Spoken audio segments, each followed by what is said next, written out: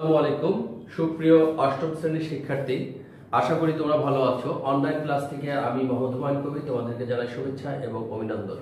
প্রিয় শিক্ষার্থী, আজকে সপ্তম অধ্যায় সেট এর 25 নম্বর সৃজনশীল অর্থাৎ পাঠ্য বইয়ের শেষ সৃজনশীলটা আমরা আজকে সলভ করব। তোমাদেরকে সলভ করে দেব এবং আশা করি তোমাদের কাছে ভালো লাগবে। ইতিপূর্বে আমরা এখানে 22, 23, 24 সৃজনশীল সলভ করেছি এবং সেই ক্লাসগুলো তোমরা দেখেছো। যদি ভালো লেগে থাকে তাহলে অবশ্যই আমার চ্যানেলটিকে তোমরা সাবস্ক্রাইব করবে, আর যদি সাবস্ক্রাইব করে থাকো তাহলে বেশি বেশি লাইক কমেন্ট শেয়ার করবে।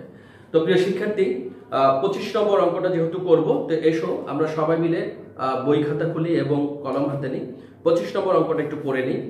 যে সকল স্বাভাবিক সংখ্যা দ্বারা 346 ও 556কে ভাগ করলে প্রতি ক্ষেত্রে 31 অবশিষ্ট থাকে তাদের সেট যথাক্রমে এ ও বি।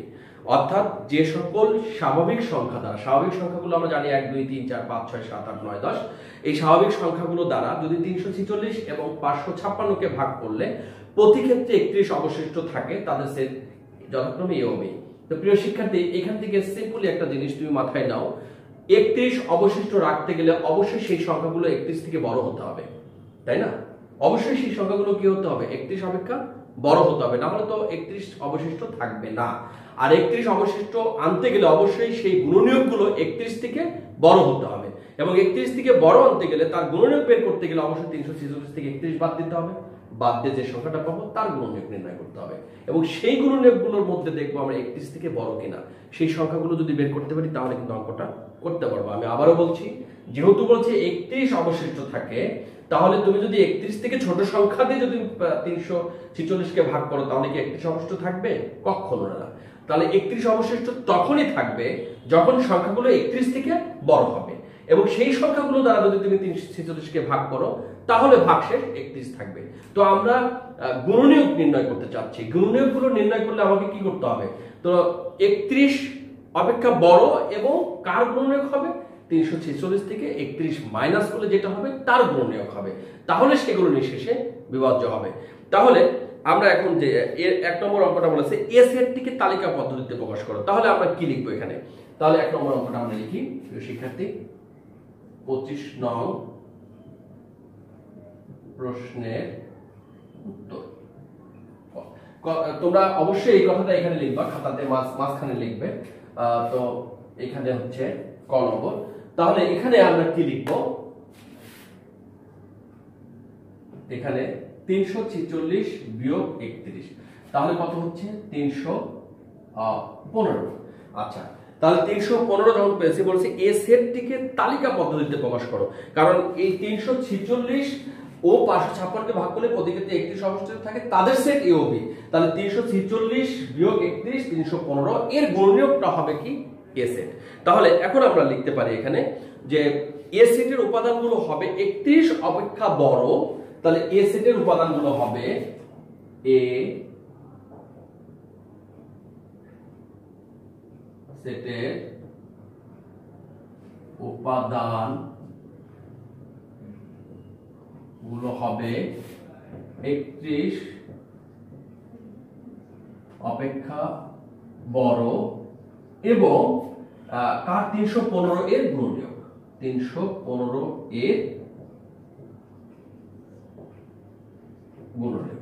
তাহলে এখন 315 এর গুণনীয়ক যদি বের করতে চাই আমরা, তাহলে কি লিখবো? আমরা 315 এর গুণনীয়কগুলো নির্ণয় করি।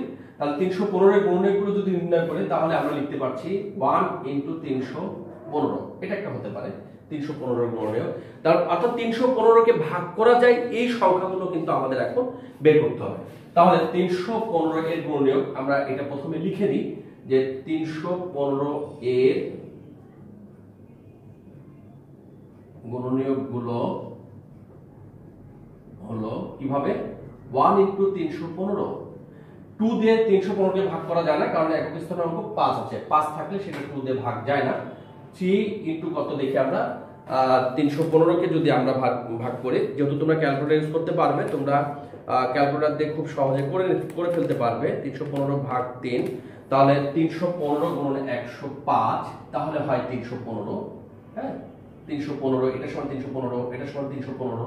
আবার যদি আমরা বের করি এখন 5 দিয়ে ভাগ 4 দিয়ে ভাগ করা যাবে না, যেহেতু একত্রিশতম অঙ্ক তোমার 5 আছে, তাহলে 315 ভাগ হচ্ছে 5, তাহলে কত হচ্ছে 63। তাহলে 5 গুণন 63, কেমন? তারপরে আমরা 7 দিয়ে দেখব, 7 দিয়ে যদি 315 ভাগ 7 তাহলে 45, তাহলে 7 গুণন 45।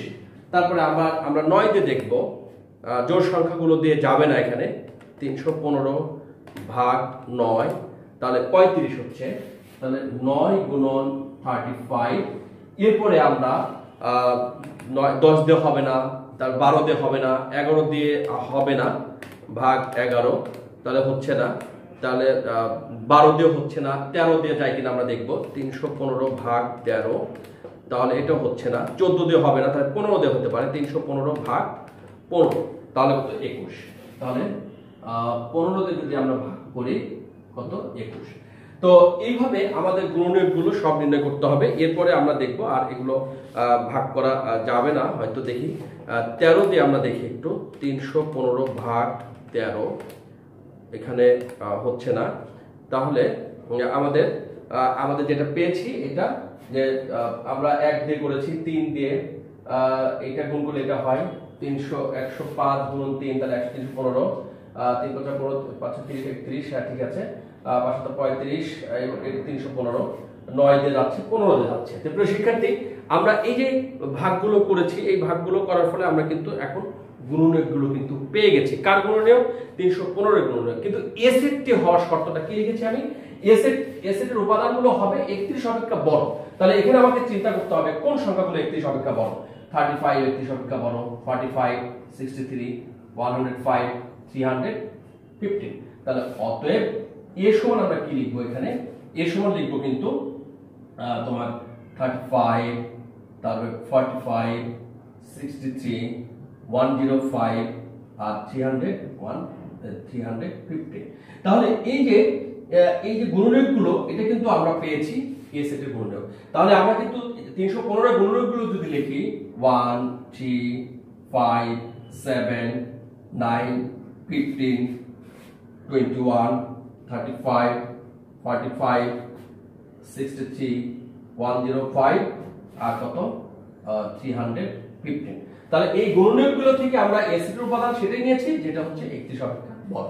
তো আশা করি প্রিয় শিক্ষার্থী বুঝতে পেরেছো। এবার আমরা খ নম্বর অঙ্কটা করব। হ্যাঁ প্রিয় শিক্ষার্থী, খ নম্বর অঙ্কটা করব আমরা। খ নম্বর অঙ্কটা কি বলছে? খ নম্বরে বলছে এ ইন্টারসেকশন বি নির্ণয় করো।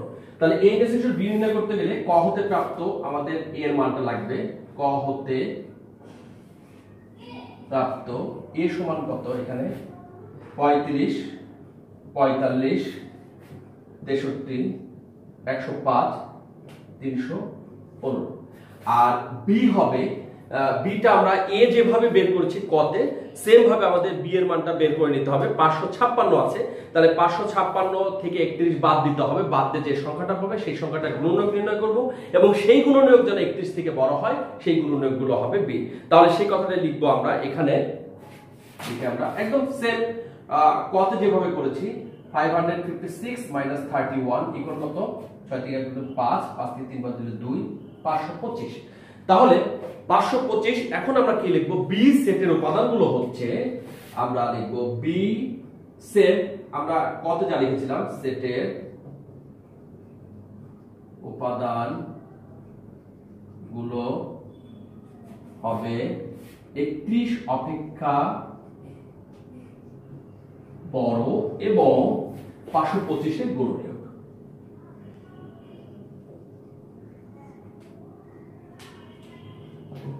কেমন?